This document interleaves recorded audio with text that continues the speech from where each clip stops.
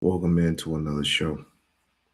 Um, some things I need to get off my chest before we get to the actual part of it. Um, it's been what, since Monday?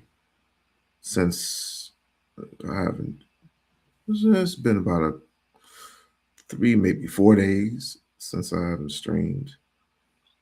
And yet, the goofiness, the triflingness of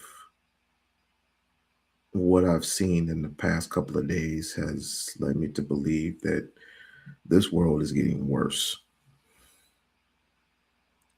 Forget about what Trump is doing because it's predictable. I mean, just totally forget Trump in your head. He's gonna do he's gonna do what he's gonna do to get himself in hot water, and obviously he doesn't care. But it's not just the war in Iran that it's not just the war in Iran I'm I'm concerned for, because really that's not our issue and it shouldn't be our issue. I'm concerned about the war here in the United States.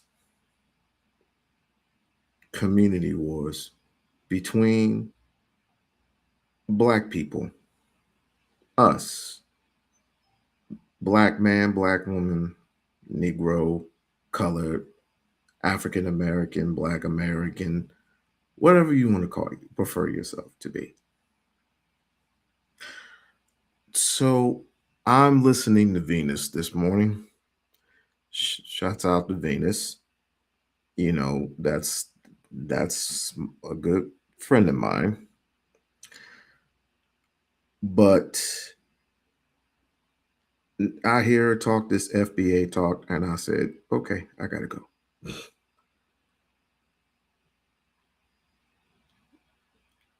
And apparently she's believing in the delusion that these Negroes are believing in, and that's fine.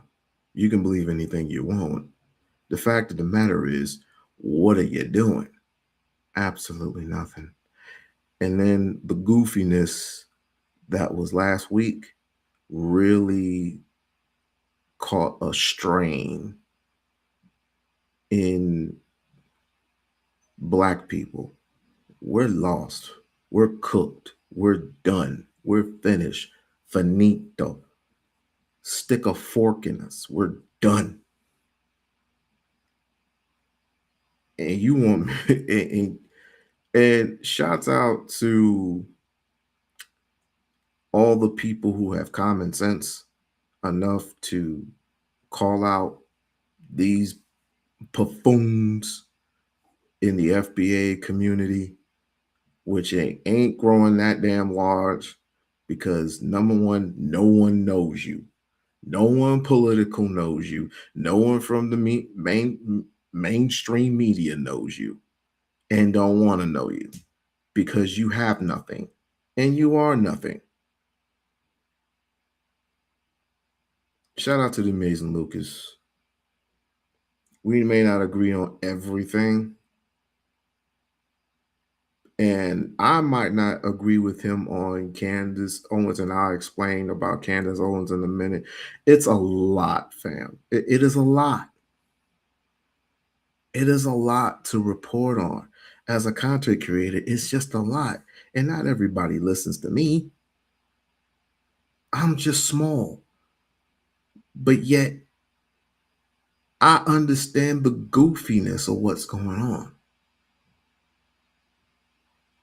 And if we don't do something soon to unlock all this nonsense, just let it go. There's more to there's more to life than just talking about goofy shit. It's like I said, we all know it. I'm not worried about Trump. Trump is going to hang himself. Like I was talking metaphorically now. He is going to hang himself metaphorically of all the because he's going after he's going after NATO again, and NATO is now pushing away. NATO is now pushing away from America, meaning we have no allies.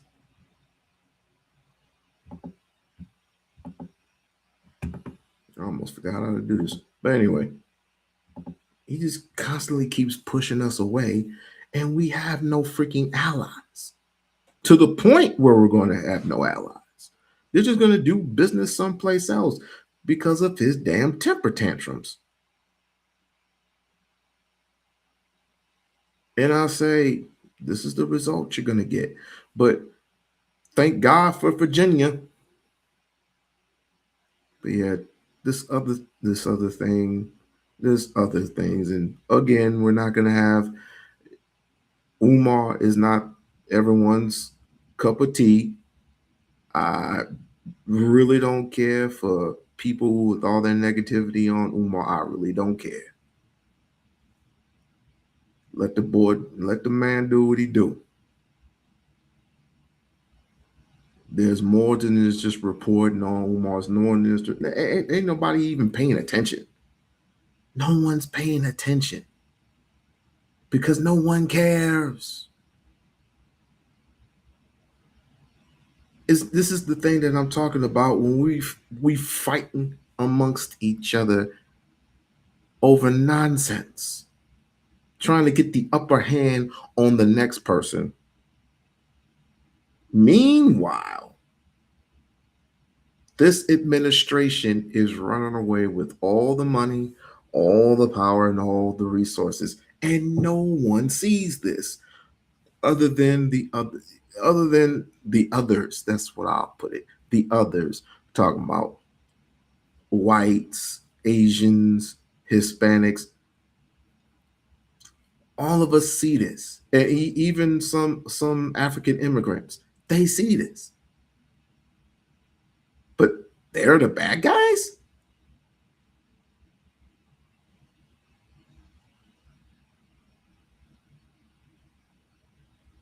My mother once told me there's wise men and there's old fools. Which one are you? Does anybody? It's just like this thing when I went over to Sharon's live the other day, and I asked an important question. Since you want to keep harving about Future and Sierra and Russell Wilson and how one's a simp and the other one's a king, blah blah blah blah blah, and you are relating them to even Ashanti in um uh what's the brother's name? I'm blanking. Ashanti and somebody. I'll think of a name in a minute.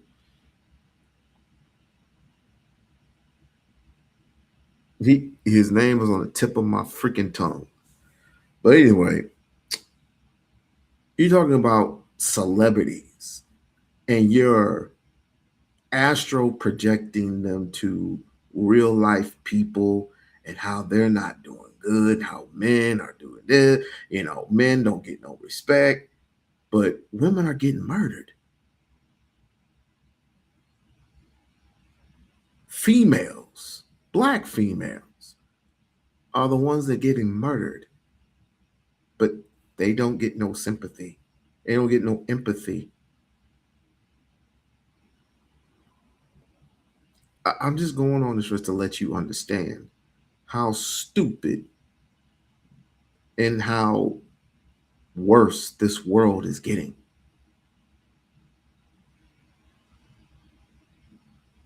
Ain't no way, boy. Ain't no way. I almost said screw it. I'm that to hell with YouTube, to hell with streaming, period. But that would disappoint the people that I have. It ain't much, but it's growing.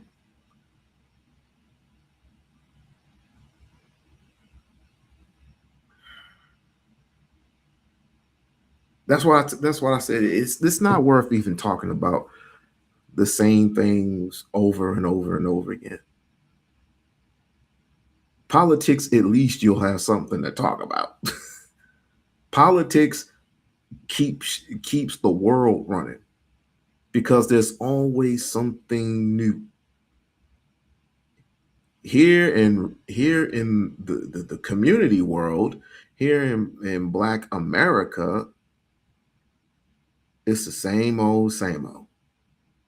But wait a minute, how is it that you're going to talk about reparations, but you can't even get along with each other? You're only 13% of the population, and that's not including you, so-called Black American. It includes Asian, not Asians, I'm sorry. It includes Africans, Jamaicans, Haitians, and other African descendants alike. You have been led to believe something eh, that this is a lineage, but yet who owns and controls the country that you are staying in? We built this country. You don't control it. That's why you have one dumbass nigga named, what's his name? Black Alpha, from that foundational Black American crew, went on his way to go to a book signing that Kamala Harris was at and going to scream obscenities at the crowd, into the crowd at Kamala, expecting her to do what? What are you expecting her to do, fam? What do you expect Kamala Harris to do? I'm asking, what the hell do you expect Kamala Harris, a citizen, to do? What do you expect Kamala Harris to do, a person who has no power, to do? She's not even in a seat. She's not in a position. She's not even the VP.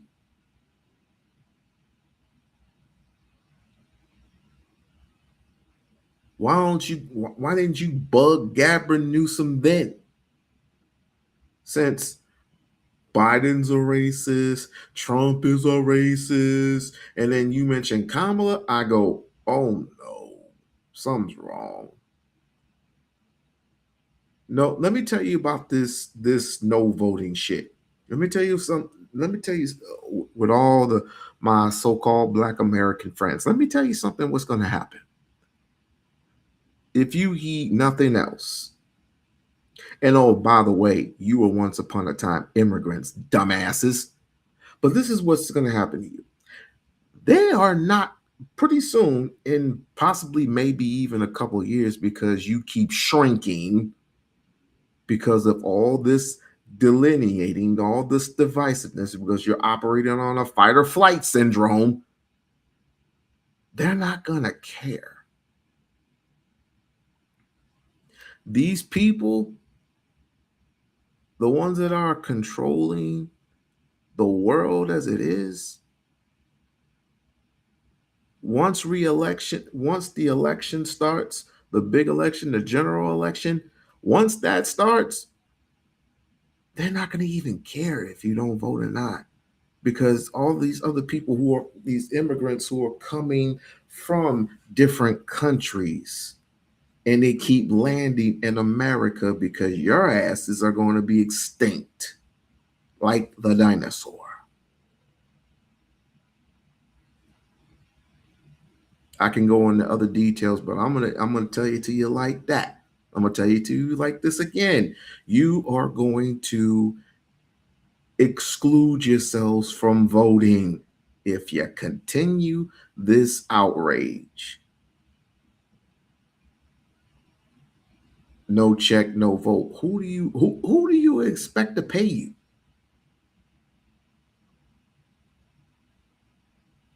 Who? What candidate have you picked? Where are your lawyers? Where are your representatives? You have no standards. You have no contingency plan, but to just make flags and make fun of other other black people who look like you, but they just speak a different language. We're cooked, fam. You didn't come in droves. You came one person deep, yelling out some shit.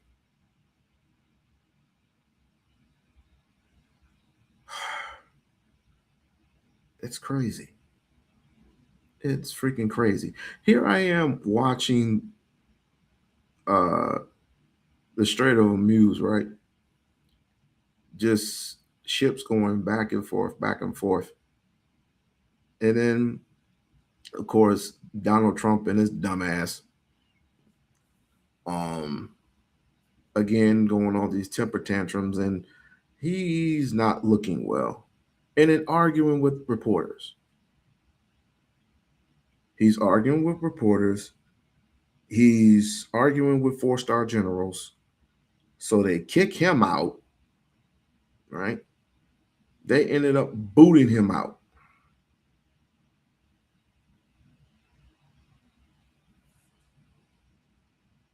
You're fucking with four-star generals. You boot him out for you don't even want him getting the launch codes. But then I heard him earlier today say we're not gonna nuke, we're not gonna use the N word, which I can't use the N word. We're not gonna destroy Iran. You keep talking all this talk, blah blah blah blah blah blah blah. What up? What up, young? It's like people are tired. People want to go in a different direction. People want a better economy. Our economy stinks. Our economy is is the shit. It's in ruins almost. Damn there.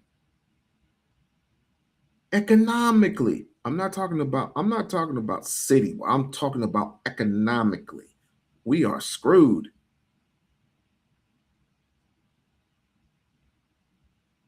And even Republicans, resign, you're either going to resign or you're going to get fired. Either way. And to tell you the truth, I just don't think he likes American women. He likes foreign women, but he wants to kick out he wants to kick out immigrants. The contradiction on this guy. And then you're going to give the moves. You're going to give the people. First and foremost, you say that you control the Strait of Hormuz. That's false. Secondly, you proclaim that they have bombs underneath the ocean. That's false as well. If that's the case, then how come other oil truckers keep coming in? And they say, well, if you're going to block the Strait of Hormuz, oil truckers and other ships from coming in, then if you're going to do the whole blockade thing, basically, then I'm going to blockade your ass and just do a whole bottleneck, a whole swollen bottleneck. Now who's bad? You putting our Navy forces at risk. Again, you have no allies. You try to go to Spain, use Spain's defense forces, but they told you no. Other countries basically told you no. Is it Australia or Australia? Australia told you no. Spain told you no. China told you get the hell away from me. So we're having good talks in China. BS. Even Japan is making fun of this guy.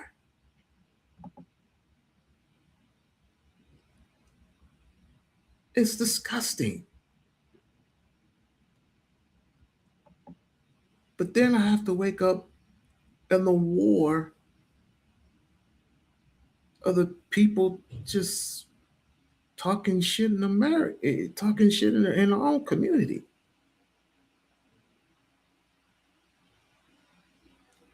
That's why I stay away from certain talks and certain channels and certain group talks. I rather I rather be focused on civics. I rather be focused on economics. Because what is our future going to be like? I'll tell you what our future is going to be like. If this continues with all the crash outs that I see, with all the women being disrespected, punching and don't get me wrong, there are women out there who disrespect men too now, even other women. But the men are more physical, they're more stronger. They will cause a scene. Some of these videos I've come across, I don't even want to put on there. But going back to Sharon's live, I said the very important question that I have, since we talk about Sierra, we want to talk about Russell Wilson, and we want to talk about Future and how many kids he got. That nigga got 13 kids. Russell Wilson has two children, one by other his baby mama, and one by Sierra, and they're married and they're doing just fine. But I guess he's the simp, which don't make no damn sense. Another thing, we need another president, but we talk about how weak and pathetic women are, but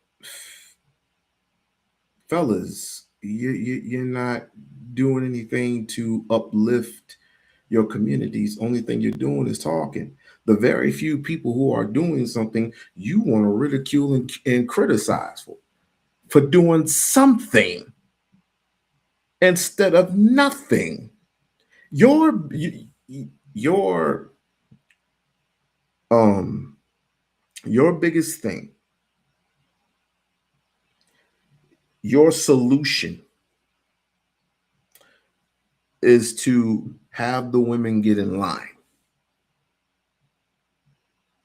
If they get the women in line, you're going to move forward and do what? It starts with family. No, it starts with community. I can not be married and get all my brothers and sisters, even some white folks, some, not all, some white folks, and form a coup and start this thing right. Fred Hampton tried to do it. As a matter of fact, Fred Hampton created the first Rainbow Coalition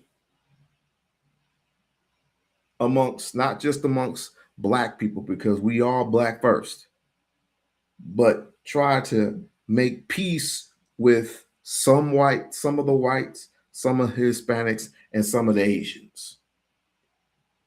And at that point, that thing had history. It had history behind it.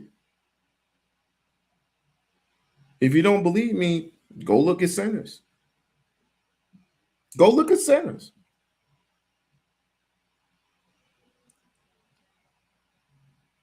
But we can't keep doing this, man. We are putting our children in harm's way. Again, going back to Sharon, I asked this important question. Since we want to talk about Sierra, we want to talk about Nelly. Nelly, that's what I was gonna. We want to talk about Nelly and Ashanti and how these people are washed up and we can't have simps and women won't get on our program and da da da da da da da. I said at the end of the day, while you are getting these people pregnant, what happens to the children of today? We're making all these babies, right?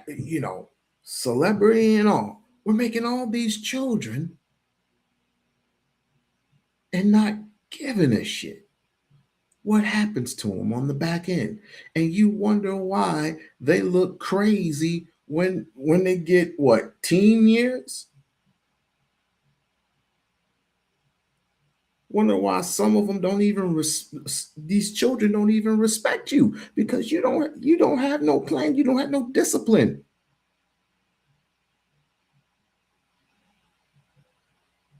But we all want to go at a Nelly and an Ashanti for getting married and having a kid with each other. We want to ridicule Sierra and Russell Wilson for getting married and having kids, for doing it the right way.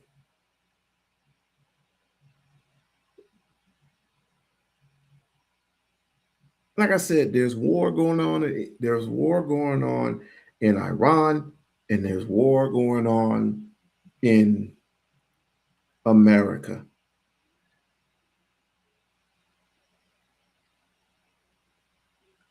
And all that spirit and all that spiritual energy, and that's what it is. It's just nothing but spiritual energy, negative energy. It's just negative. All of it is negative. But my question is, what the hell is you going to do? All this negative energy is going to come to a halt, and we will fade out. So, and speaking of no voting, they don't have to worry about you, black man. They don't have to worry about you because they're bringing other immigrants into this country. And while you're screaming no check, no vote, they said, okay, cool, fine. They're pretty soon, like I said, they're not gonna need your vote.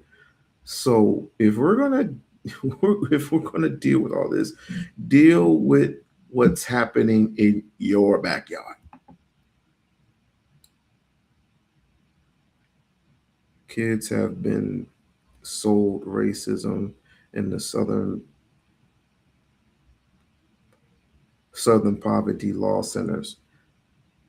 When are you when are you going to get rise?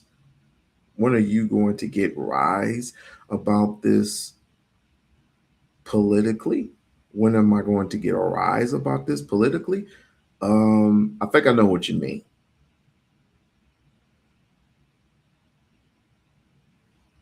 Fam, I'm gonna tell you the truth. I'm just now getting in, gonna get wise. Okay, wise. When am I going to get wise about this politically? I'm doing the best that I can with what I'm learning and what people like Barb and people like Lisa, people like um, Mahogany, and others are teaching me what to look for. Because right now, all of this is political. All of it is.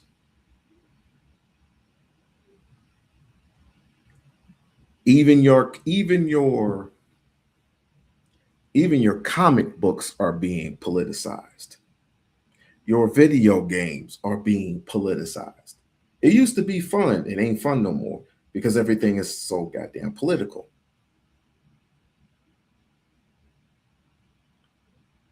These people, these people, FBA people, they're not political. All they're doing is just fussing and fighting every day. Nothing is fucking political. Nothing is political about these FBA people because all you're doing is nitpicking. At least with Adolf's, it is political. I can definitely say that about Adolf's because they are some political people, even though Yvette Carnell, she's in a whole new stratosphere right now. I'm just sick and tired of the infighting. If you want to do something, if you want to do something about the political views, if you want to change some things, if you want to change laws, you need to get together as a group and talk about the law itself. You don't have it got nothing to do with immigrants. Immigrants don't create laws. Pol- Political people do. And we're talking about the people in the house. They create laws, and the laws that are created get passed down and they get voted on. And after the vote it comes from the House, if it passes through, it goes to the Senate. And if the Senate looks at it and it gets approved, then the Senate passes it down. It's that simple. It's that simple. Democrats have used the black community. Why is this thing blocking? Oh, Democrats have used the black community, but with they stay with them. Um, I'm not a Republican nor a Democrat, so I don't care who you go with. Ain't no side gonna do anything for you that what you commanded them to do. If you're smart, you will go independent and grow independently and an independent block as Dr. Claude Anderson prescribed it what it should be. What the problem is like I said from the very beginning, if you were paying attention, we're operating on a fight or flight syndrome because we're going after the wrong people instead of going after those who are in control of the three branches: the presidency, the House, and the Senate. If you're not attacking the Republicans who are in power right now, which the Democrats have none, but we'll see coming after no what coming November what they do. If you're not attacking them, why are you attacking Democrats? Where did that comment come from? It isn't in the chat. I don't know what you're looking at.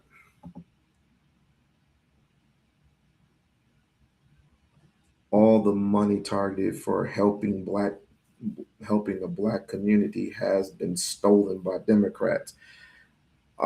Half of the money that has been stolen within the black community has also been stolen by Republicans through war, through the war. Ain't no different.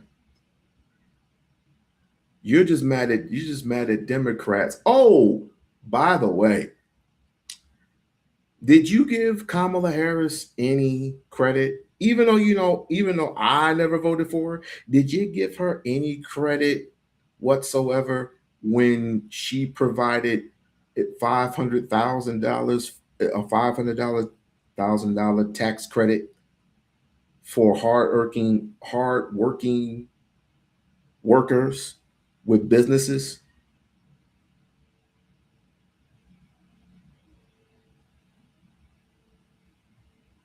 That I will give her.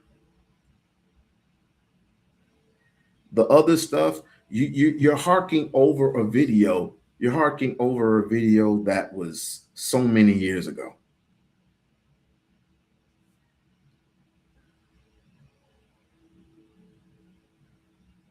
They didn't get, and you got it backwards. They didn't use our race. They used our pain. And I have to get they use me, and they use me as well, fam. I voted for Obama 2 straight times. I was the political idiot that voted for Obama 2 straight times without any knowledge, any education, without knowing what this man was about. I'm the one that did that, and I'm the one that got stung for it. After that, I didn't vote for anybody else. And you know what? My in-laws got mad at me for not voting.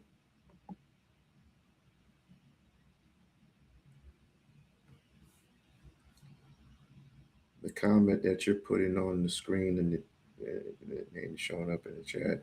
Where are you getting it from? I'm putting it up on the screen. Are you not seeing your own comment?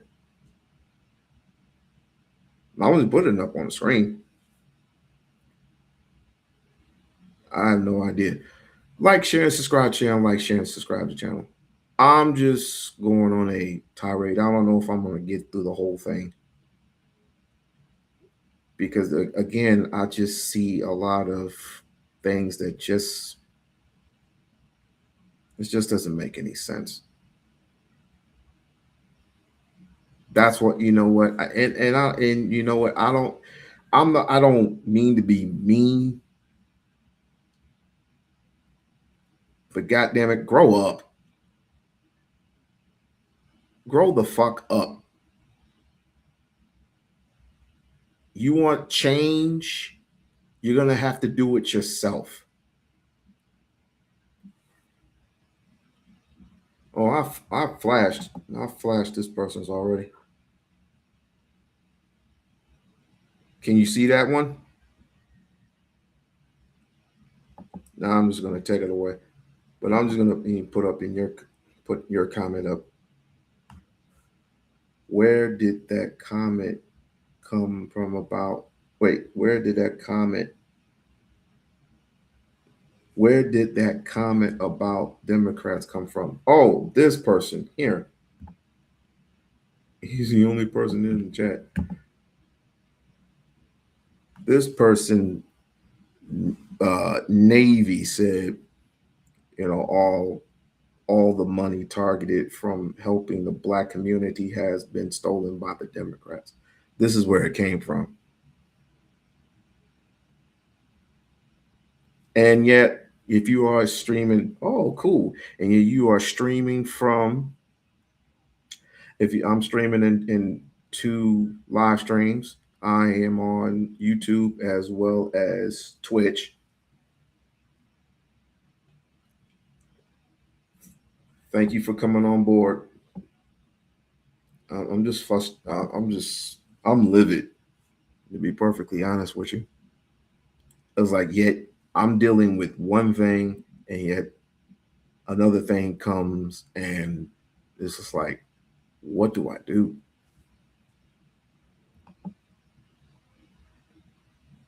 Trump is a contradiction. We should know better. We as a community should know better that nobody, no one, right or left, blue or red, is going to do something significantly to strengthen your resolve. It's you're not you got to do you have to do something.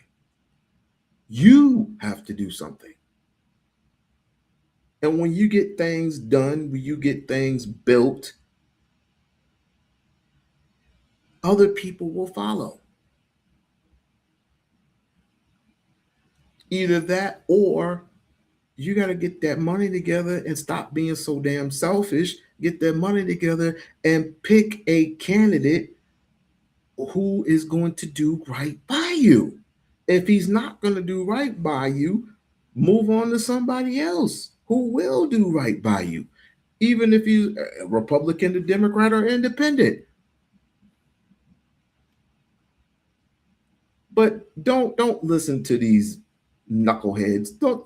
Don't listen to these FBA Negroes. Don't do that because they don't even have a plan. Their plan is tether, tether, tether, tether, tether, tether, tether, led by a Negro who turned his so-called history museum into a salon with white folks in it. Turn it into a some type of thing where you buy and sell, but there's white people in it. But this is supposed to be a black family. I've been told y'all he's a hustler. He a pimp. He a record artist. He a pimp. He a book writer. He's a producer. He's a pimp. He's been pimping since pimping been pimping. And you're gonna listen to this guy after what he said about I still want to know what he said about Malcolm. I still want to know what he said about not Martin. What he said about Harriet Tubman. I still want to know what this nigga said about Malcolm. Oh my God. Talking about she did, or Harriet Tubman, she fled. Fled where? She fled north.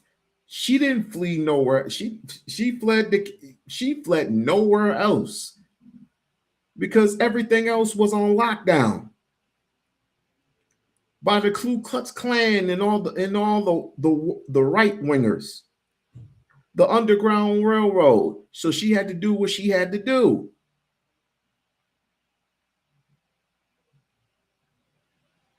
Malcolm went to Mecca. He fled. Running away ain't such a bad idea.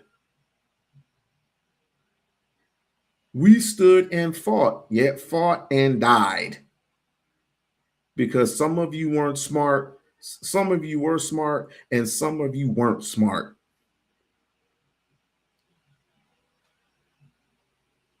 You can't keep picking and choosing all the time.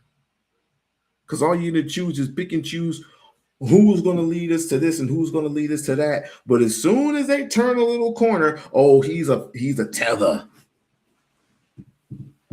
Y'all disgust me. Y'all don't even know what you're talking about at this moment.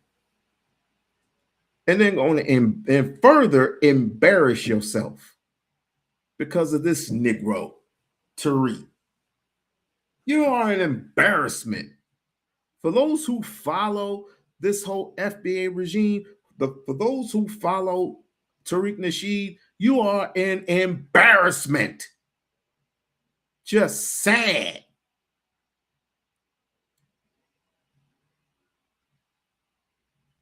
I got other shit to report on. It's a possibility we may go into another war. The United States may go into another war with Iranians because Iranians don't even want to make a deal with the Americans. But they're the ones spending our taxpayers' money. Ain't no stimulus checks coming. Where are you going to get the money from? You spend over billions and billions of dollars on this freaking war that doesn't even exist. In my opinion,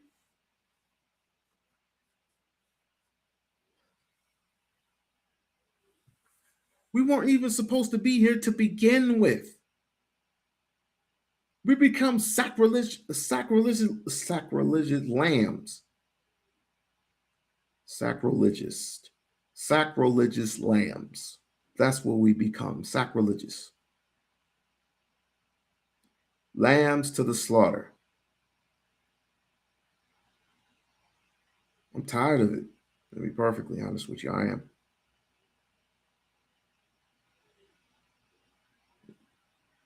You hear niggas coming yelling and screaming about reparations, which you're not going to get. You're not gonna get it. You're not gonna get it. You're not gonna get it. You're not gonna get it. The only way you're gonna get it is through blood. Bloodshed, which none of you Negroes are even brave enough. Where your supplies? Where your rations? Where's a place that you can escape and retreat?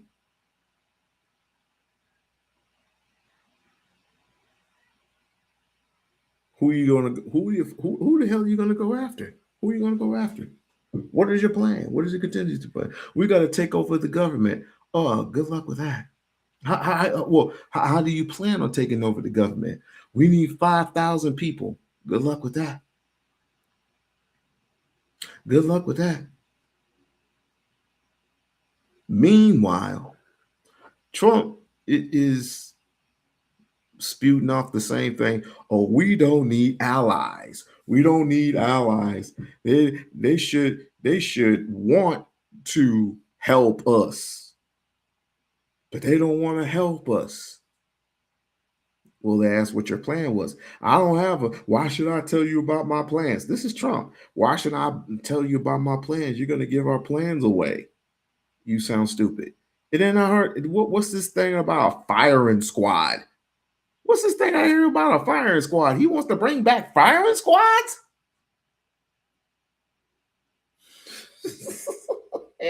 Wait, Barb, did you hear this? He wants to bring back firing squads. This nut. But that's your king. Trump wants to bring back what you gonna bring back? Muskets, muskets and big giant guns. Ready, hey, fire. What are we doing? Oh, but breaking news, people. Breaking news. His health is diminishing. Like we've never heard this before.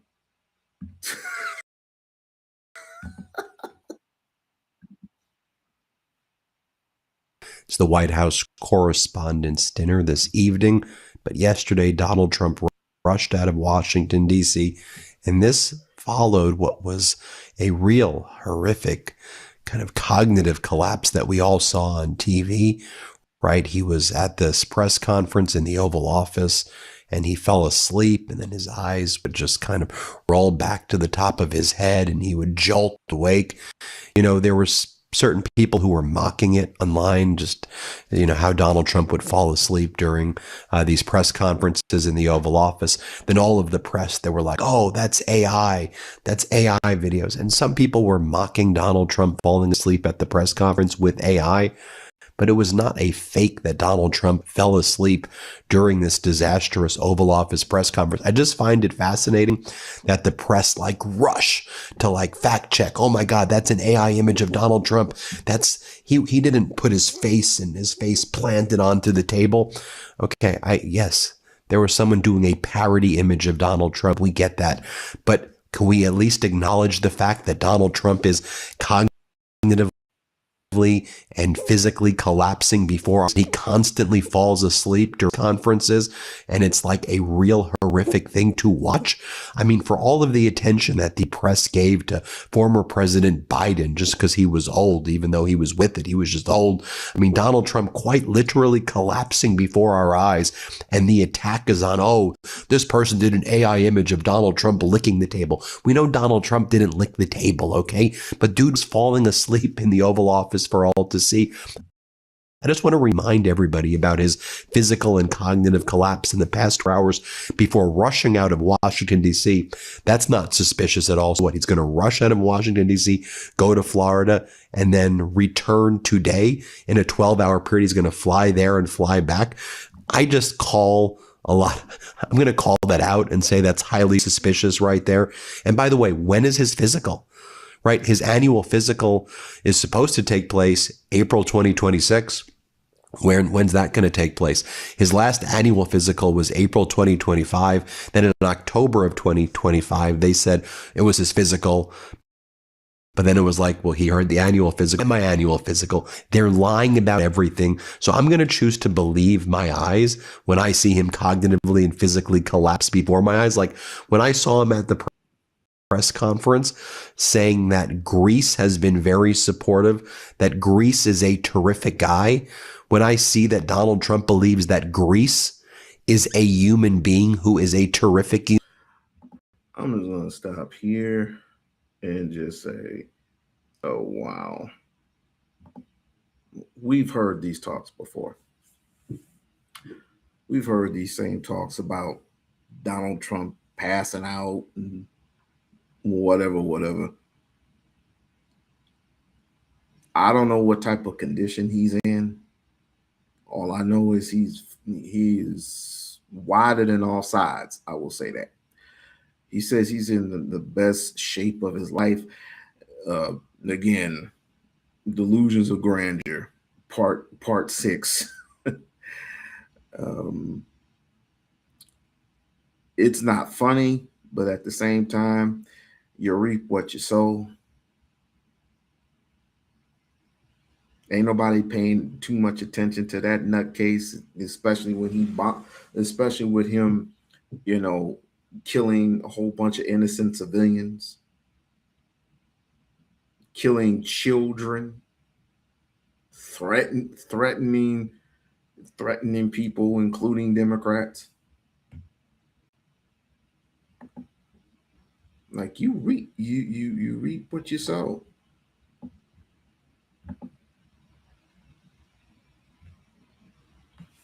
He's been talking about it for years.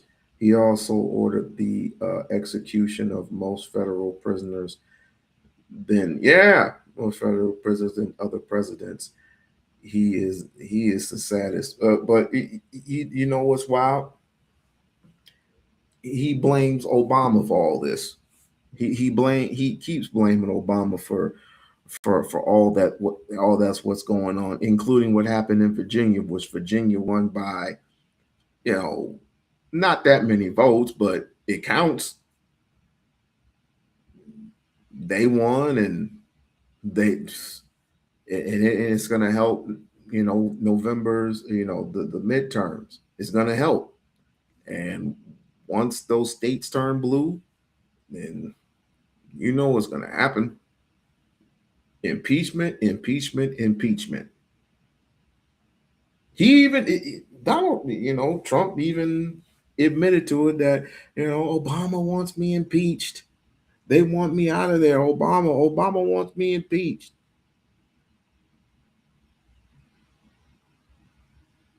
That's just like going over to the bully's house and smacking the bully, and not getting his, and not expecting to get smacked back. But then you want to call the police on the bully for you smacking him in the face. But then he smacks you back. You want to call the police on him from invading his territory.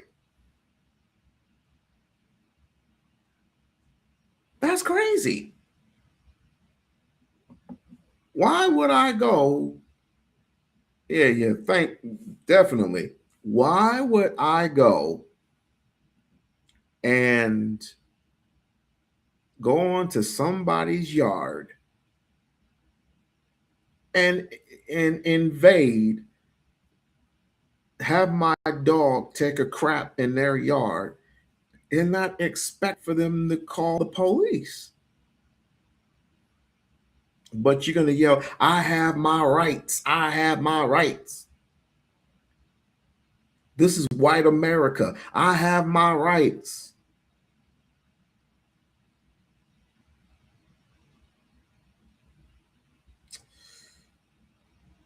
Civil Rights Act, 1963. Pay attention. Pay attention. Pay attention. I, y'all don't have to stay here for this. I was supposed to be doing the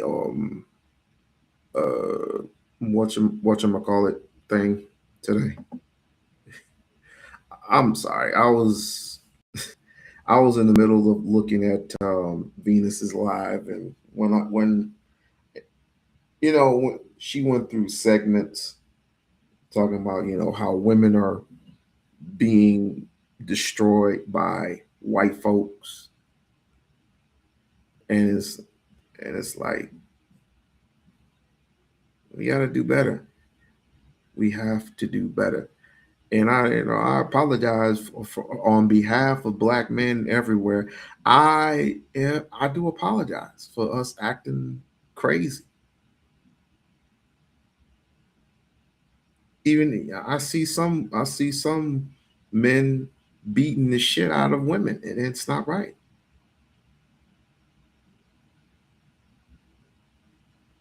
Well, it's not just a rant that I had. It's just like it's something I had the last couple of days.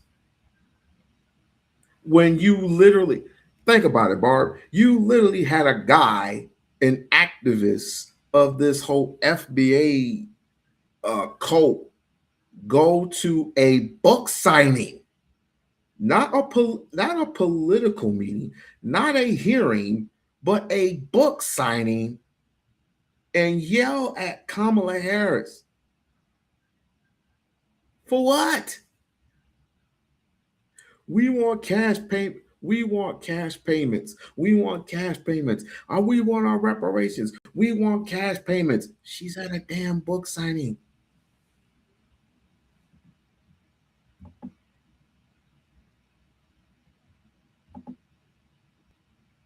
It's like, why are we doing that? Who the hell is this? Hold on. Peace. Yes, this is. Oh, hell no. Oh, no.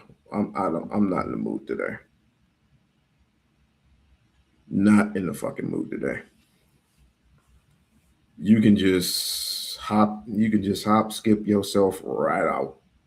I'm not in the mood today. I am really not in the mood today.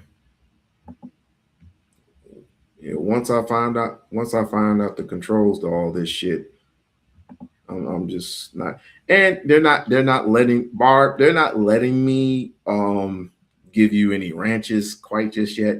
I still got to figure that shit out. Who was that? Some pan millennial, some dude. I'm not in the mood.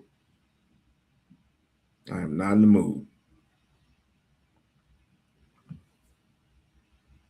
He wants the pan millennial, half white. He don't even consider himself black. He don't.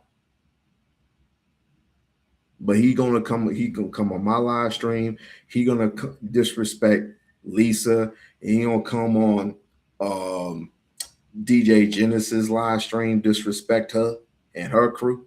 I'm like, I'm not doing that.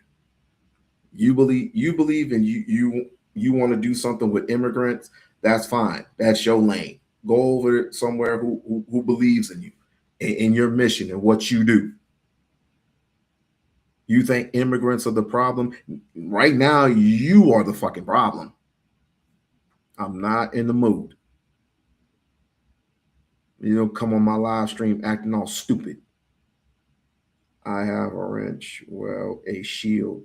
Is it from here? Because this is Restream. I need so many how does it work? I need so many minutes before I can start giving people, you know. Yeah. Yeah, he the last time we spoke, me, him, and Lisa were up on live stream. We were on StreamYard. And we were basically talking about, I don't know, we were just talking about black people in general, and he shifted to immigrants. And I said, I mean, it's fine, but Lisa's trying to get a word out, right? And he's a young man, and I respect it all, but learn some decorum, learn some patience. And so I had to kick him off. And then so fast forwarding, I see him on DJ Genesis's live. Same thing. Illegal immigrants. What illegal immigrants did so many years ago. We living in today, fam. We living in today. We know what happened to. We know what happened to black people, or let's just say African people, African descendants. We all know what happened. They were hung, they were decapitated, disintegrated. Jim Crowism, we get all of it. Willie Lynch, we get all of it. What are we doing today to reassure that our ancestors died for nothing? Nothing except for talking. And we're pointing fingers and we're calling people out their names. And just because and by the way, do you know that Africans go through the same thing that we go through over here? The same exact shit. Now it's a copycat, all because of one stupid ass nigga. So yes, he was being very disrespectful.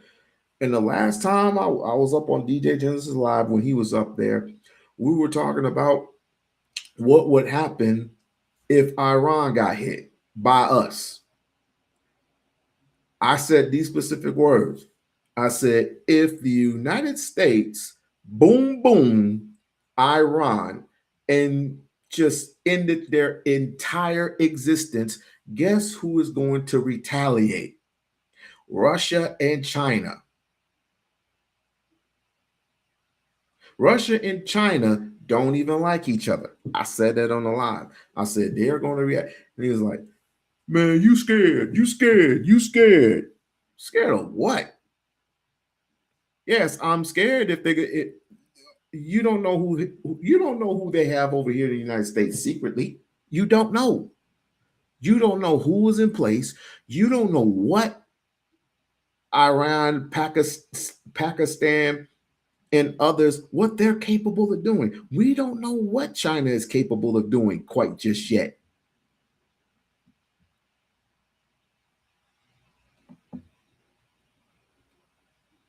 What should we be doing? Let me say this. Number one, stop acting goofy. How about that? We'll start there. Stop acting goofy. Start there. Let's just start there. Stop acting goofy.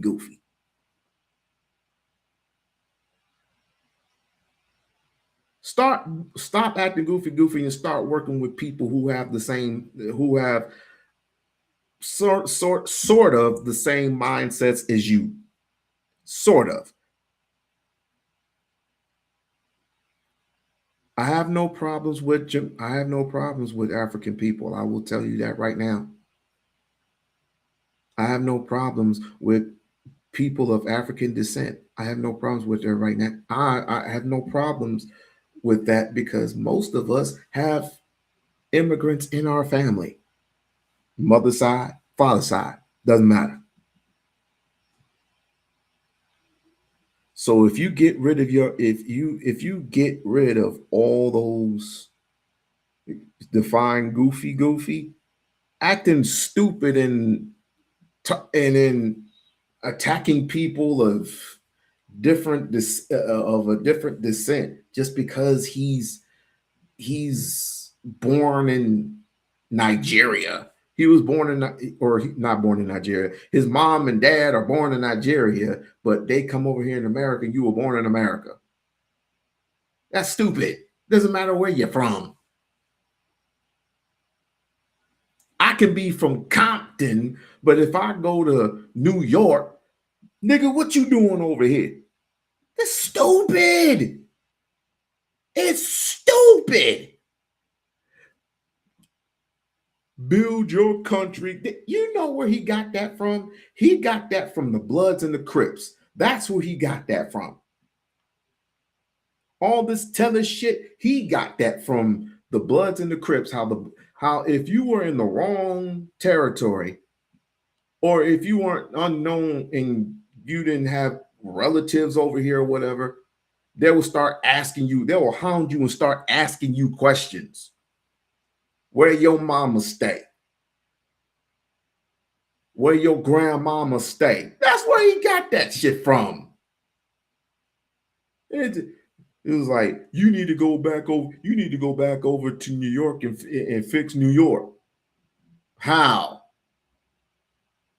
How am I supposed to fix New York? I don't know, but you need to go back to you goofy. You were born, your mama and daddy were born in Nigeria. You a tether. You weren't born here in America. We were born here. We's was born here in America. Well, if that's the case, then what? The question I would ask is, what do you own and control? We made things famous. What do you own and control? We got rap stars. We got Biggie. We got Tupac. Did you know that Tupac's mother was Pan-African? Well, Tupac is a tether. They're gonna say any and everything. Tupac's a tether. Biggie, he's Haitian. Biggie Smalls, his mother is Haitian. We're gonna diss Tupac and Biggie too? Goofy. But do they have a problem with you? Why does everybody have a problem with me? Oh. I was about to say, but do they have a problem with you? Yes, because I've told these people before when I was arguing over where was I at the time? Oh yeah, Brownies Live. How can I forget when this mother anyway gonna kick me off of a live? I was like, oh, okay, cool. All right. Oh, all right. Well, best of luck to you. But anyway, before all that, I was expressing how, or I asked the question, it was like, what immigrant was dissing you? And they mentioned not the Venezuelans. Who did they mention? I forgot what nationality they mentioned, but I guess it was one of the ones that are from Africa, but they proclaim not to be African or something like that. I forgot. So anyway, they mentioned one group, one. And I said, okay, can you give me a percentage? Can you give me a percentage? Or is it the majority or the minority? They said the majority. I said, you, in the back of my mind, I said, you're a liar. Because ain't nobody came to you specifically and called you out your name, called you a kata. No one from Nigeria, no one from Ethiopia, no one from Ghana, no one from the Congo, no one from Uganda called you a kata. Who cares if they did? If they called you a kata, oh fuck, oh whoop-de-doo. Is it hurting your pockets? Hell, you call each other nigga every single day. What's the difference? What's the difference? You call yourselves niggas every single day, and that word is supposed to be dead. Only a real true scholar knows what that word means spiritually.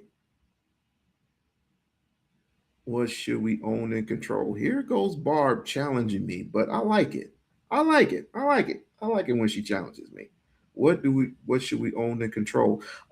Let's start with businesses. Let's start with hotels. Let's start with casinos. Let's start with hospitals. Let's just start there. Mom and pop stores. Let's start there. Let's start there. Schools, let's start there. Banks, let's start there. Let's own and control some shit, right? Either that or represent hard the businesses, the black businesses that are already here. Let's start there. And pass that money. That money needs to be passed around double the amount of times because we are so behind. White folks pass around that money so many times in their community, they're straight. Asians pass that money around so many times in their community, their own communities, and they're straight. We don't know how to act with our money. And this is when they say, well, when it comes to reparations, at one point I said we don't need it because it's just going to go right back out to the government. That's all it is. It's going to go right back out because we have no discipline and we have no patience.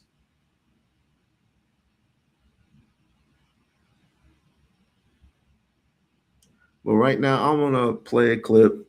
You don't have to stay if you don't want to, but I'm going to play a clip. This is way overdue. I was supposed to play this Umar clip, and I'm going to be positive about this.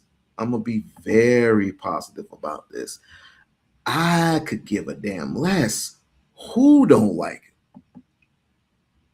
He's cool. He's doing some good shit to me. I was supposed to be playing this a long time ago. Let's get into it.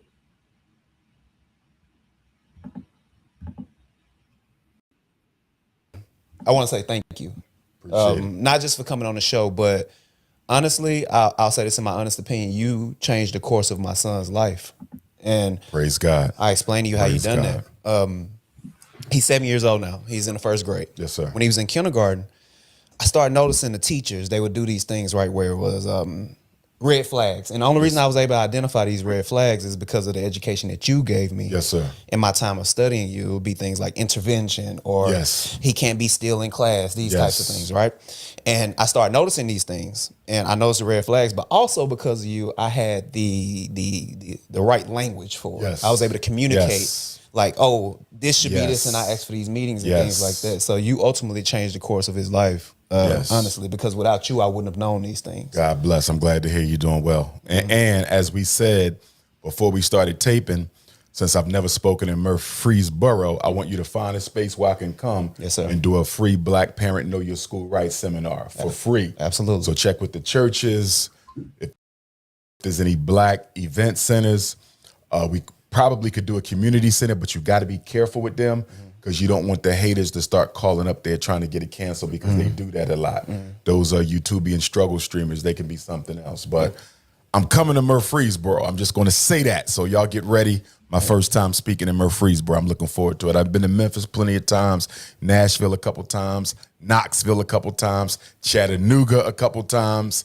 I never spoke in Murfreesboro. Absolutely. And I would love to have you here, and I love to host it as well. Sir. So I'll definitely get that in order for you. But speaking of education, you said something interesting that I seen on one of your podcasts or one of the interviews you had where you talked about the Rockefellers. Yes. And the Board of Education. Yes. Why would somebody that's interested in oil even be considering education or involve themselves in education? Great question. The reason the Rockefeller family got involved in education is to protect their financial interests. Now, some people would say, why does controlling public education have anything to do with a corporate empire? Right. It's because I want my corporate empire to last for generations. I want my grandchildren's grandchildren off of Standard Oil, which is Rockefeller's foundational company. Right. In order for my grandchildren's grandchildren to eat off Standard Oil, we can't have any competition. And if we teach America's public school children about the oil business, that's going to generate competition because wherever there's education, there's interest. You're going to start getting students coming up with ideas as to what they can do in the oil industry. Right. And the next thing you know, not only are they competing with you in the oil industry, they're innovating in the oil industry. So to make sure we can protect our corporate dynasty, the Rockefeller brand and the Rockefeller pocketbook, we're going to create our own Rockefeller General Board of Education. Okay. And we're going to use this General Board of Education to finance school districts, personnel on school boards, textbook publishing companies, to make sure none of the curricular subjects or content involves investing in oil. And so the Rockefellers went around financing education, but making sure that education stayed away from anything that had to do with international investing. And that's crazy because I actually heard this from you for the first time, that Spelman College is actually named after Rockefeller's wife. Yes, maiden name. Spelman College began, if memory serves me correctly, as an all-Black female institution. It was all Black, but they were struggling financially, and Rockefeller came along. And I don't know if the all-Black female school decided to name it after his wife because of the size of the financial donation, or if that was a requirement in order to receive his funds. So yes, Spelman is named after Rockefeller's wife. I want to ask you, because you actually just made me think of something. Why are economics not taught in school? To keep the people dumb.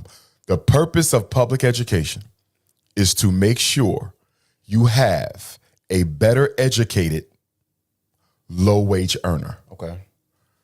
The purpose of public education is to make sure you can go into the factory, I can go in the factory, read, write, and count. That's it. A better educated, low-wage earner. And it was actually a compromise between the government and corporate America, because what corporate America was saying was, we want to keep our corporations in America, but you have to bring us people who can at least read, write, and count. Right. If they can't do that, they're going to cost us too much collateral damage training and teaching them how to operate. Right. We need them to come into work already knowing how to read, write, and count. And that was the birth of public education. If you're listening right now or watching right now, then it means you're amazing and I want to hear your story. And in doing that, Okay. He was one of the first of the so-called founding American fathers to give credence to the idea of a general board of education or a general public education system. The churches were actually the builders of the first schools. If you study public education in America, education was born in the church because it was Bible school. Right. So whether it was the black church or the white church, we got our education through religion. And then the government caught on because the corporation said, okay, the religions is all fine and good, and they teaching them how to read so they can study the Bible, but they're not doing a good enough job teaching them how to count and write. You see that? So the government said, and plus not everybody is religious, and not everybody belongs to every religion. So religion was not broad enough to provide for the academic needs of America's uneducated white children. That's when the government, we have to do this, and we have to do this for a couple reasons. Not only do the corporations need to be able to screen who the future leaders of America will be. So public education actually became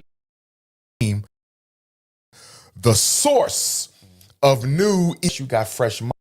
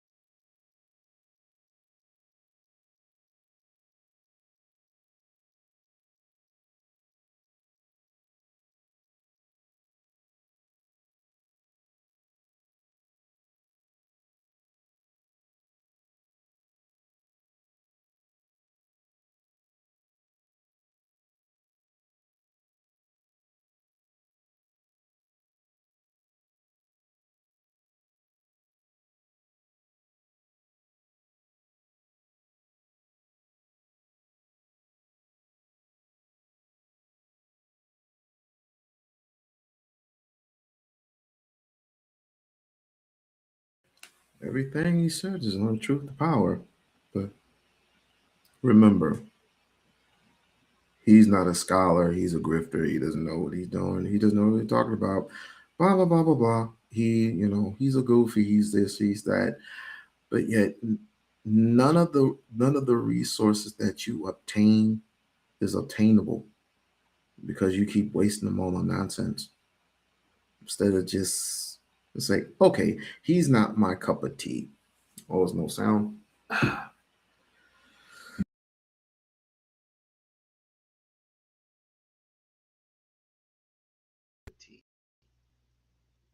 If he's not your cup of tea, stop making live streams about him. We'll start there. If he's not your cup of tea, stop making live streams about him. Because he's going to tell the truth no matter what. I bet you don't do your research. I bet you won't do your research of what he tells you.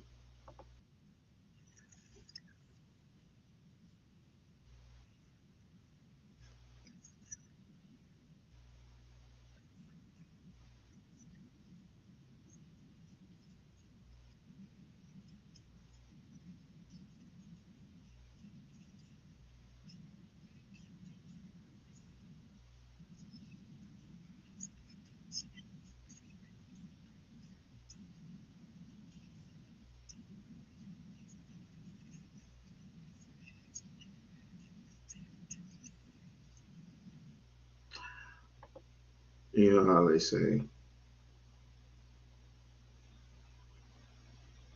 not the video. I hear you, not the video. Oh, well, no problem. We'll just do this. We'll just do this. We'll stop sharing.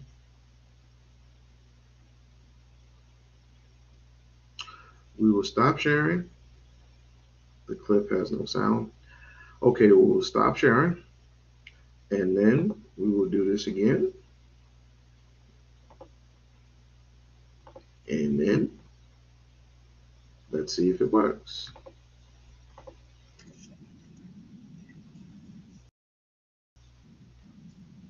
Because we're funding the schools. So if they find any great minds, black or white, They can pull them in. they're going to send them to us. Yep. And that's how that started. And then off into black Masonics and the white Masonics.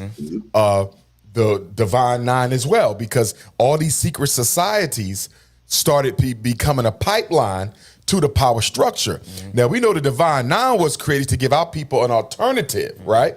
And they were also founded to almost be like a secret society that would advocate for black excellence and black empowerment. Yes. But as you can see, through the generations, some of our Divine Nine, the chapters, have lost their focus, where we're really not using the Divine Nine as much as we used to find and to foment and to push black excellence. I think we have to get back to some of the foundational reasons as to why those great ancestors built those and sororities. Yeah, you're absolutely right. And How do they say it? They send your kids to school to do what? Be miseducated. Well, let me take that back. Be educated enough to work the machines and do the dirty work. They don't educate you to get rich. No, that's too much like right. They don't educate you. They don't educate you much anymore. All the stuff that you find out, you have to find out on your own. That's how education works. There's been too many goalposts being moved.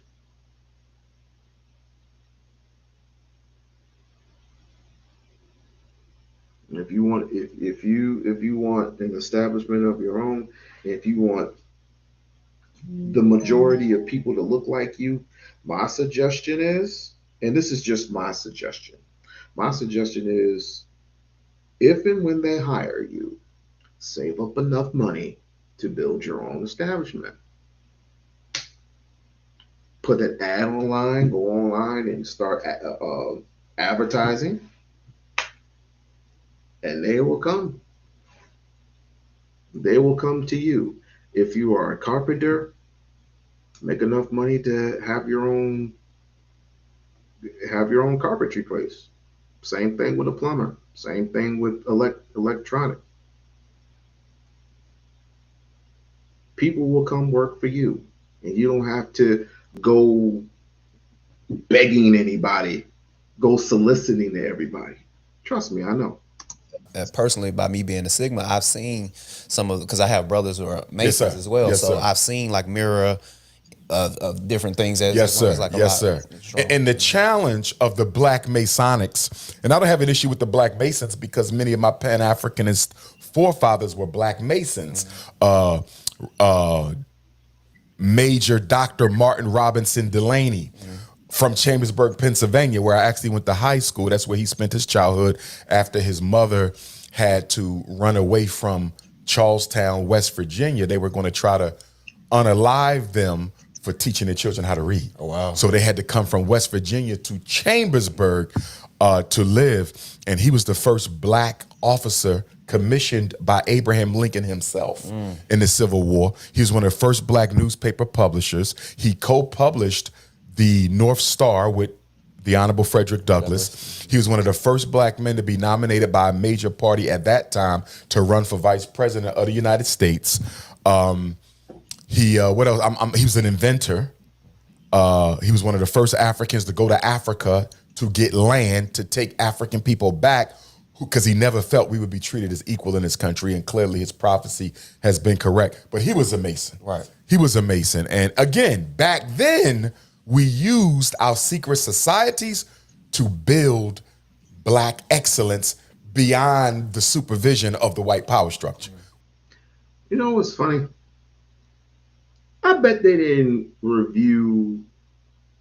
They review some parts, but when it comes to the school and everything, they go right into that.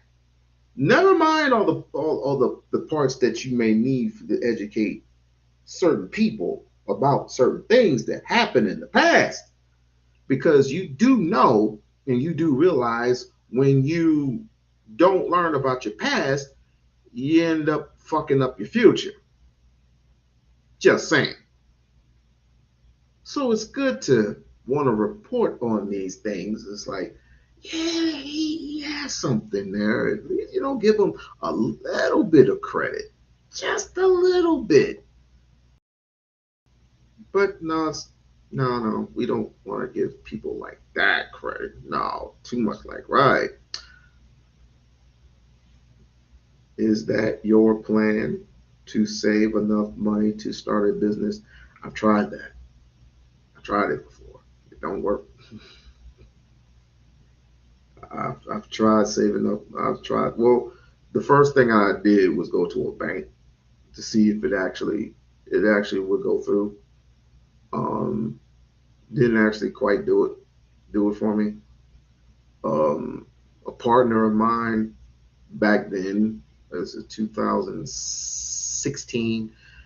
We wanted to own a car wash, and what they wanted was too much. They wanted so much money, the price of a dollar, and for that much acre of land. But now that and plus it got the roof got refixed. It was burnt to a crisp, and they redid the roof and everything. It was like a small.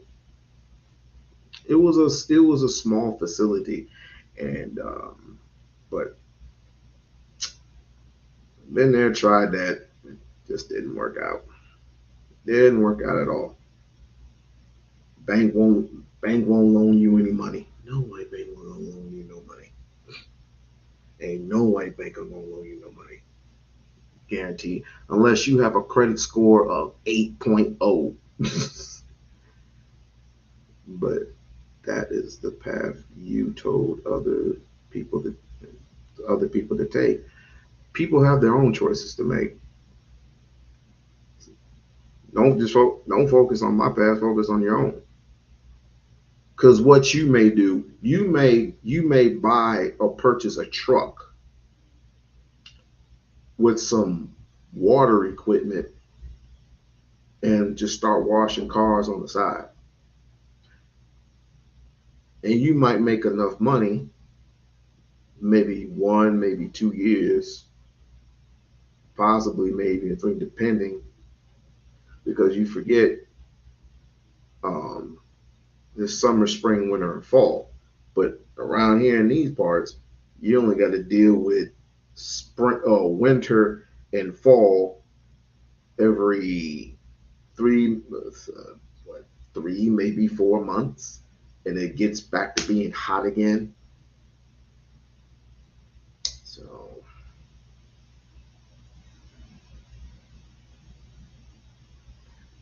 that's a house. You can either buy or rent.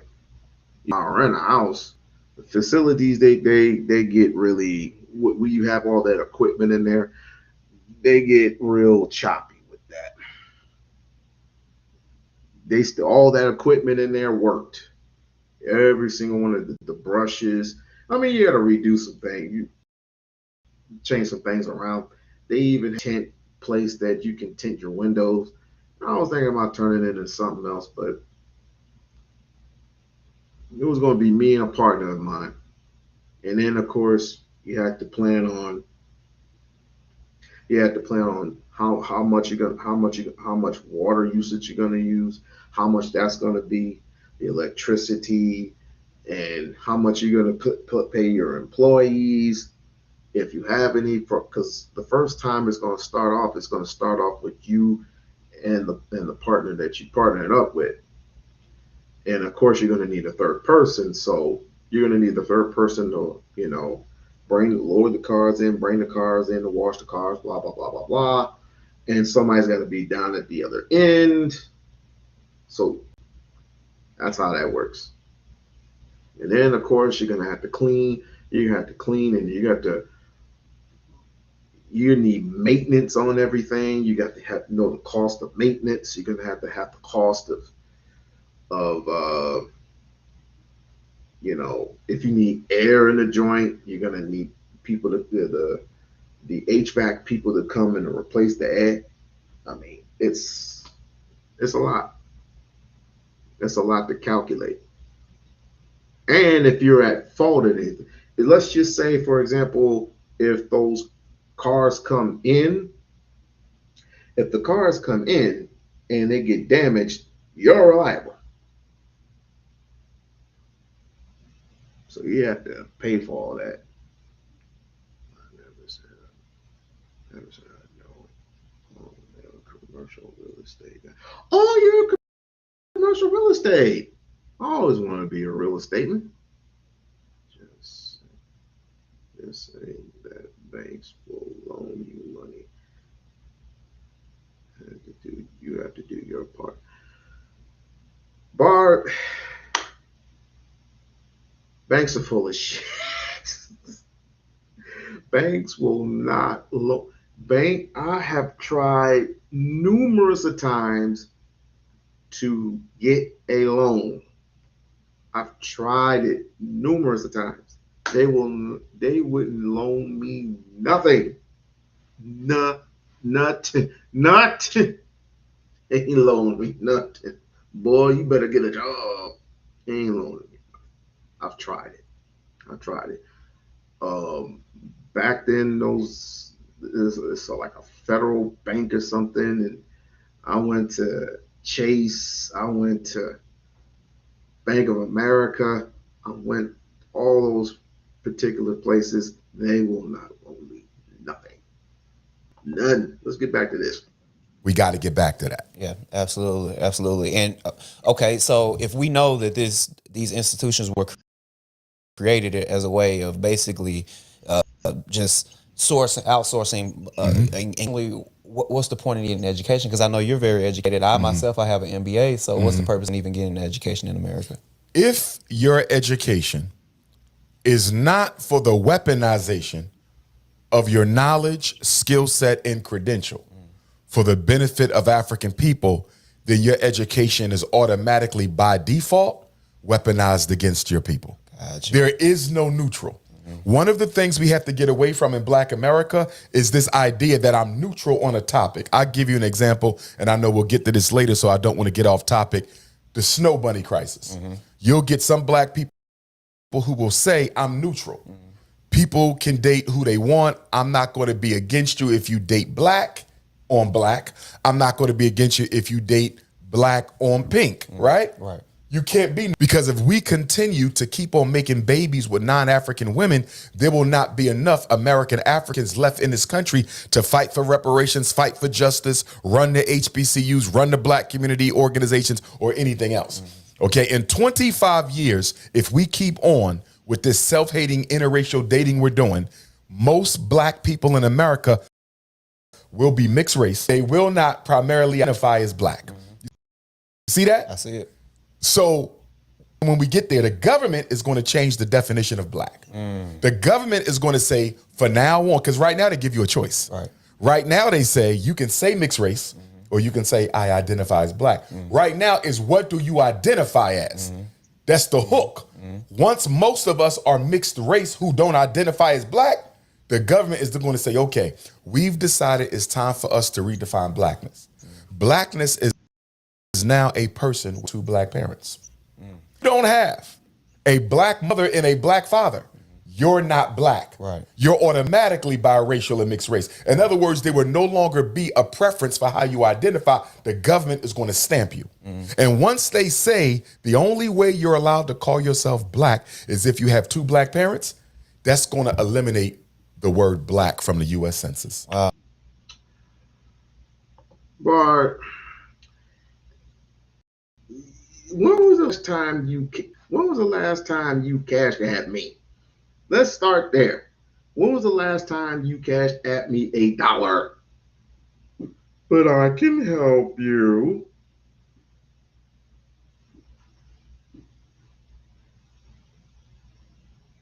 You have to be again in that thing where you risk. I don't believe in that. I don't believe in that. Here's why I don't believe in it. White folks can come in there and they can cash in any time and they fuck up their credit all the time. But poor old me, I was what? I was in my 20s. No, I'm sorry. I was in my 30s, my early 30s. I never cashed at you. Not once. Let me see if you cashed at me. Let me see if you ever cashed at me. I don't even have cashed at. You don't have cash app. Do you have Chime? You didn't cash at me, Chime me. None of that. None. But you did give me a not a super chat. I don't even think you gave me. Yeah, no, you didn't give me. Did you give me a super chat one time? I don't even think you gave me a super chat. I can't even remember. But either way, going back to your comment, you have to be a good risk. That's a whole load of crap. That is a load of crap because the same thing that these people do with credit cards, they can do the exact same thing with banks. They can say we can pay certain payments each month. Pay certain payments each month. I said, okay, cool. Not a problem. Now, if I lose my job, that's one thing. But just having just to pay payments every month, that's cool with me. This is cool with me. I don't even have to I don't even have to look. I never had Cash App. I don't have any of that stuff. I don't like those pay methods. I don't need them. It's Chime. You just send and you don't get charged. You don't get charged anything. I trade back and forth. Well, I don't want to say specifically who gives me money and who don't. I'm just saying they don't charge you anything. They specifically don't. But I get it. I totally get it. You support me in many ways. But you're saying that you can help me. How can you help me? By getting my credit up? You got mad at me the last time I had an idea. I had an idea to get my credit up. I had a real idea to get my credit up. Use a credit card. Now, I'm going to keep going. Even if we still actually exist invisible. Gotcha. This is not the first time this has been done. Okay. It was done in Cuba. It was done in Republic. It was done in Rico. It was done in a lot of the Latin American countries. After slavery, the society was so black because remember, we outnumbered white people in many colonies. Right. In South Carolina, Mississippi, several of us than them. A big reason why white people organized to stop slavery wasn't because they cared about how you were being treated. We were overwhelming them with our numbers. And since most white people were not slave owners, they resented the fact that I'm living in a city county that's predominantly black. You see that? So abolitionism was about slowing down our numbers more than it was about you being free. And it definitely wasn't about you being equal, because you can't show me a single abolitionist white who ever fought for black equality. You can't show me one. So getting back to my point, what they did in these Latin American countries is after we lightened ourselves up enough, knowing we were only doing this because of whiteness, right? And we hated who we were. Right. The government said we can kill off black real quick. Now, since y'all so light, we're going to give you the privilege of not even having to call yourself no more. We're going to call yourself white. And so once black people got white enough, right? They let them start identifying as white to eliminate the need to address it. And even though I'm going to let you identify as white, I'm still going to treat you black. You follow me? But because you changed your identity, you killed your existence on paper. That's exactly what they're doing to Black America right now. History always repeats itself, and those who don't know it become slaves to it. And as you say this, I'm thinking to myself, it's even being programmed in the commercials. We see these mixed race cartoons. We the see movies, all media. How do we go from the Cosby Show, all black, right? The Jeffersons, well, you did have bunny hopping in the Jeffersons. In fact, the Jeffersons was the first miniseries sitcom in American history where you had a mainstay interracial couple. So they started to push it slightly. But after Barack Obama will become president, they ramped it up because now we have a mixed race president. So he's making it real popular to have a white parent, you see? And that's why right around Barack Obama's presidency, he ran for office in 2008, he took office in 2009. And it was either in the 2000 census, right? 8 years before his campaign, or the 2010 census, the year after he took office. That's when they added biracial. All of this was planned. Wow. All of this was planned. If we're going to change the color of Black America, face black people love and respect, so it does not look as unacceptable as it used to. Remember, once upon a time, you better not come home with a white girl. Once upon a time, you with a white girl. But Barack Obama made it acceptable to be mixed race. And so behind Obamaism, they came with this whole agenda. Now let's oversaturate the media with an image of interracial black-white couples. Notice they do this with no other group. How many times have you seen a Mexican and a Chinese in a commercial as a couple? Never. How many times have you seen an Arab and a Native American as a couple? I've never seen it. Right? You don't see it. It's only black and non-black and mostly black and white. They're using our self-hate to kill us off numerically. And if we don't stop, good brother, we're going to go down in history as the only people in world history to exterminate themselves. Wow. So is that all of this? Is that your motivation behind Frederick Douglass Marcus Garvey Academy? Is that your not the bunny hopping per se? What? And say that if you teach our children who they are, to love themselves, and to be the best that they can, and being proud to be African, you're not going to bunny hop anyway. You see what I'm saying? So when people bring up, are you opening your school and are you going to teach them to be against this or to be against that? I don't have to. If I teach them to be African, they won't want to be none of that anyway. I don't have to teach them to not want to be pretendian or any of these other nonsense movements we done came up with because we hate being black. I don't have to teach them none of that. If I teach them to love who they are, the rest to take care of itself. I don't have to teach them to love and respect the black woman. If I teach them to love being African, they're going to do it anyway. Absolutely. So what's the status on the school? The status on the school right now, good brother, we completed all renovations, which includes the clean out on Frederick Douglass's birthday, February 14th. And so today is the 14th. The 14th. So we're 2 months haven't been completed. And the reason we don't have our certificate of occupancy is, unfortunately, we have a building inspector who is of black immigrant descent, who does not care for Dr. Umar at all. And he's trying to delay our final inspection as much as he can with as many excuses as he possibly can. And I've known the whole 7 years that we've owned the school that he did not care for me. And now we're really seeing it. We should have already been inspected. We should have already been approved. So right now I'm consulting with some attorneys to see what our next move should be.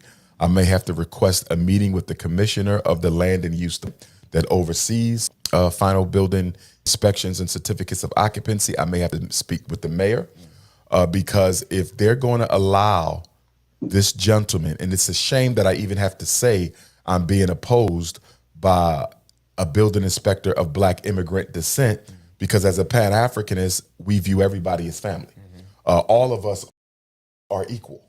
You know, I don't care where you come from, whether you from Haiti, Puerto Rico, Turks and Caicos, St. Thomas, St. Croix, whether you from South Africa, Namibia, Uganda, Ethiopia, Nigeria, Canada, South Pacific, Australia, I don't care. We one race. Right. That's what Pan-Africanism is all about. So to me, it is not only oxymoronic, it's also very insulting that someone who pushes unity amongst African people globally is actually being opposed by someone who doesn't care for me being a black freedman opening up a school in the name of the first hero of that person's ancestral homeland.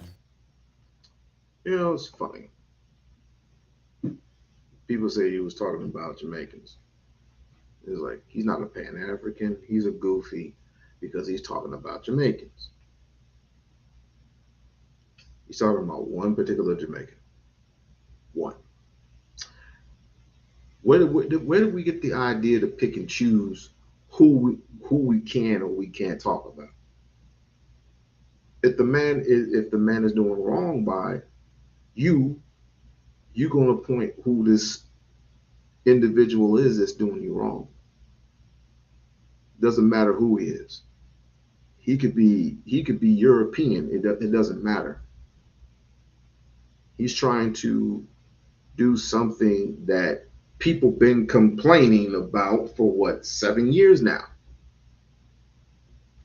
And when you see the proof of him trying, I just want to say the words try. If I say the word do, then you're gonna have a problem with it. How about try? But like I said, things don't matter. Things don't matter in the black community. Things just don't matter no more. We're operating on a fight or flight syndrome because we're looking at one specific person to open up some shit. Why do we have to look at one specific person? Don't you got hands? Don't you got feet?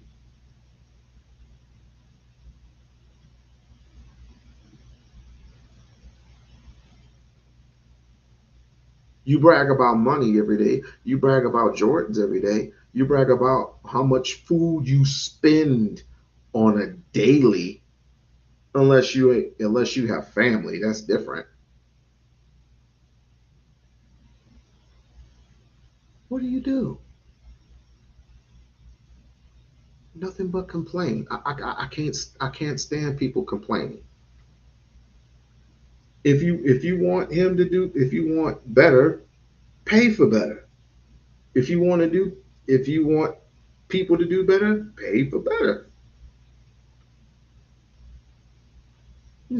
I'm going to sit back and I'm going to wait and see what he does.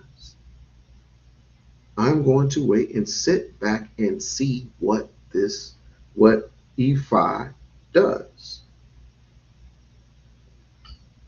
And when he does open up, and when he gets his lawyers involved, it might take weeks, it might take months, who knows? If he has to get his lawyers involved, that's what it's going to have to be. But if he gets that school inspected, which I harping on that he does get this school inspected, people are going to have something to say. If the school does open, they're going to have something to say. So it's a lose-lose situation. But again, being positive about it, I'm not worried. Everything is looking good. Everything is looking great. Got the furniture up in there.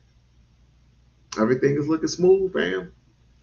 Everything is looking smooth. They look way nicer than before. Way nicer when he first bought the school. It looked tacky. It just looked like a hurricane done been in that damn thing. And now he's got the thing renovated and everything's looking nice and crisp. Damn. I'm just waiting. 3 for 3. 3 for 3. I might just travel down there myself and see what's going on. Oops, wrong one. And that's something that, so I cut hair, right? And one of the things, my first interaction, because I come from a place where it's just, black people, and it's a traditional black American, right? One of the things that I realized in coming to Murfreesboro is diverse. It's a college town, university here, MTSU. One of the things that I realized is, or one of the things that I found out, that the world is much bigger than I thought. I've seen a lot of different types of black Americans, or even, Africans from straight from the motherland. And I would see these people disassociate themselves from us. They would say things like, "Oh, I'm not black." And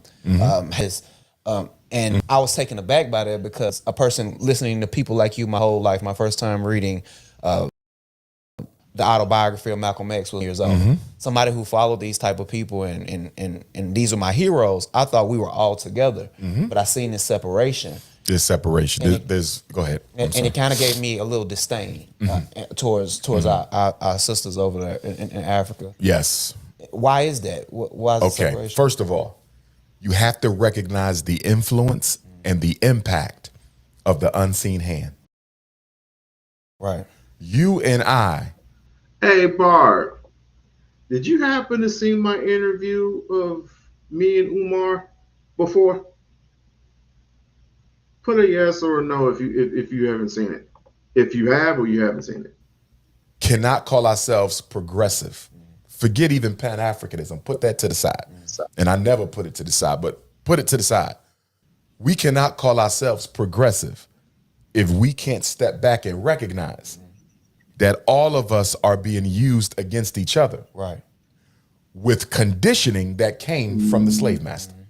Whether you was enslaved on African soil called colonialism, or whether you was enslaved in a foreign land called slavery, we are all victims of white supremacy. Right. There is no African on the planet Earth. I don't care if you call yourself Nation of Islam. I don't care if you call yourself a Hebrew Israelite. I don't care if you call yourself a Moor, a Nawapian, a God in Earth, a Baptist, a Methodist, an Episcopalian, a Sunni Muslim, a Orthodox Muslim, a Hanifi. I don't care what you call yourself. If you are of African descent, you are a victim of white supremacy. Right. Okay?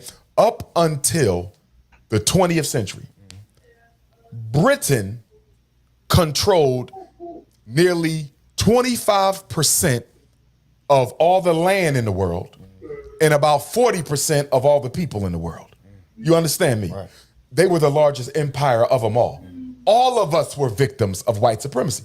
So when a Nigerian comes to Tennessee acting like he's better than a black freedman, when a Jamaican comes to Wilmington, Delaware, and wants to mistreat me and try to delay my building inspection because he don't like me opening up a school in the name of Marcus Garvey, right? Right.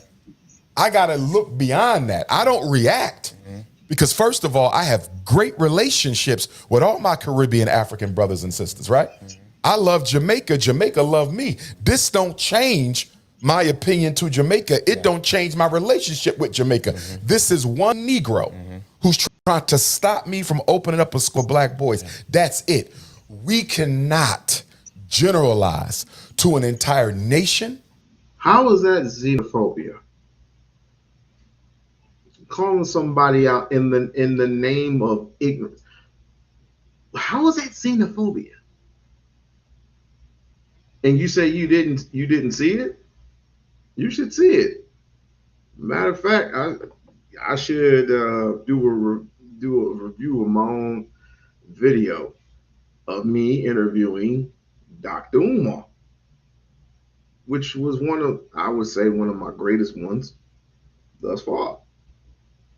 That was 4 years ago. Jeez, today.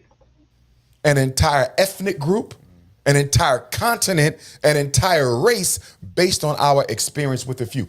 Absolutely. I have been victim to discriminatory remarks in Africa. As popular as I am, I'm the most popular Pan-Africanist in the world. Absolutely. Maybe second to Ibrahim Traore. I've still felt the discrimination at times. I've had people say insulting things about American Africans on African soil, on Caribbean soil. But because I understand you are a victim of your conditioning, I'm not going to treat you how you treat me. I get it. I'm on a mission to liberate African people. I cannot do that being so thin-skinned that if I get disrespected by an African from another place, I'm automatically going to reject every African from every other place. Yeah. And the hypocrisy of it, white people have had their foot on our necks for 4 centuries. We haven't rejected them yet. We still marry their daughters. We still go to their restaurants. We still move in their neighborhoods. We still send our kids to their universities. We still buy all the garbage that they want to sell us. So help me understand.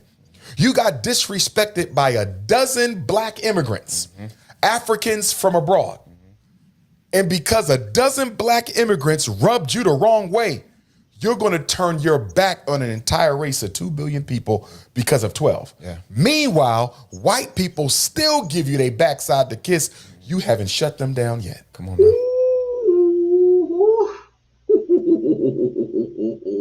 We might have to cover that sometime tomorrow. I might have to do that a little earlier in the day. I already covered the rest of this subtopic tomorrow. And he's correct. It's like, why are you going after this? Why are you coming after me when you haven't even went to war with the people who have oppressed you? And it's a funny story, real quick, what happened with Mahogany. I guess she went on live yesterday and said that she quit her job because she was disrespected by one of her supervisors or whatever. I was like, she must have been. Why? Must have been. And she was talking some. Yeah, that was a long.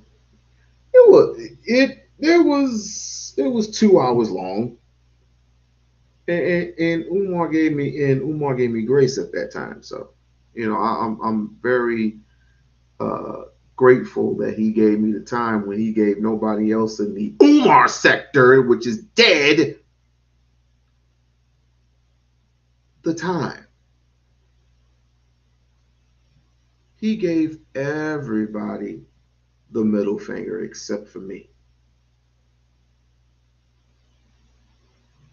She loved, but she's been working in the dental field for over 20 years. So, and speaking of mahogany, my dear, my greatest joy on the internet.